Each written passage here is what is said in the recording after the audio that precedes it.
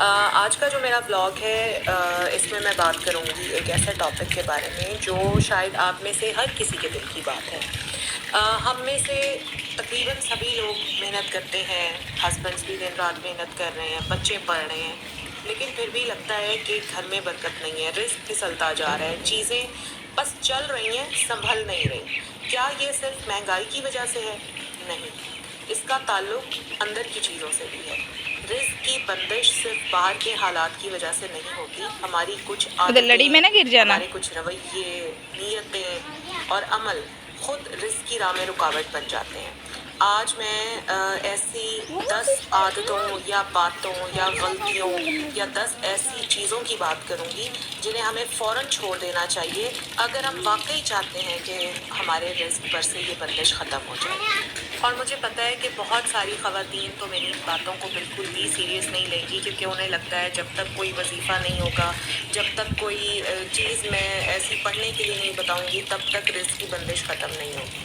حالانکہ ایسا نہیں ہے۔ آپ صرف یہ 10 کام کرنا چھوڑ دیں، آپ دیکھیں گے کہ آپ کے رزق میں آہستہ آہستہ برکت آنی شروع ہو جائے گی۔ صرف ایک بار، میں زیادہ نہیں کہوں گی، لیکن ایک بار ٹرائی کر کے ضرور دیکھیں۔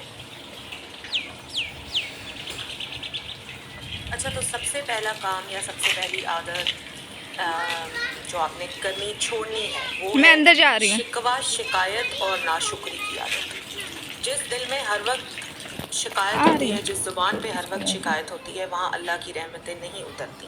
میرے شوہر کم کماتے ہیں، میرے نصیب میں پیسے نہیں ہیں، جتنا بھی آئے ختم ہو جاتا ہے، یہ سب باتیں جو ہے نا، یہ رزق کے دروازے بند کر دیتی ہیں۔ شکر گزاری بہت بڑی نعمت ہے۔ شکر گزار عورت کے کم رزق میں بھی برکت ہوتی ہے، اور ناشکری کرنے والی کے ہاتھ میں لاکھ بھی آ جائے نا، پھسل جاتا ہے۔ دوسرا کام جو آپ کو کرنا چھوڑنا ہے وہ ہے دوسروں کے رزق سے حسد کرنا چھوڑنا ہے۔ اگر آپ اپنی کسی سہیلی کو، کسی رشتہ دار کو دیکھ کر جلتی ہیں، یہ سوچتی ہیں کہ اس کو اتنا کیوں ملا، مجھے اتنا کیوں نہیں ملا، حالانکہ یہ تو ہم سے کم عقل ہے، میرے اندر اتنی زیادہ عقل ہے، میں اس سے زیادہ خوبصورت ہوں، تو یہی حسد جو ہے نا، وہ آپ کی رزق کی بندش کی جڑ ہے۔ حسد رزق کا دشمن ہے۔ جو عورت دوسروں کے نصیب پر خوش نہیں ہو سکتی، اس کا اپنا نصیب بھی کبھی خوش نہیں ہو سکتا۔ تیسرا کام جو آپ کو فوراً کرنا چھوڑنا ہے وہ ہے رزق کے لیے غلط راستے چننا بند کر دیں۔ مثلاً جھوٹ بول کر بیچنا کوئی چیز، جھوٹی قسمیں اٹھانا اپنی کوئی چیز بیچنے کے لیے، ملاوٹ کرنا، ناجائز منافع کمانا، یا گھر میں جھوٹ بول کر، دھوکہ دے کر کچھ حاصل کرنا۔ اگر رزق حرام طریقے سے گھر میں آ رہا ہے نا، تو وہ زیادہ دیر نہیں رکتا اور اس میں کبھی سکون بھی نہیں ہوتا۔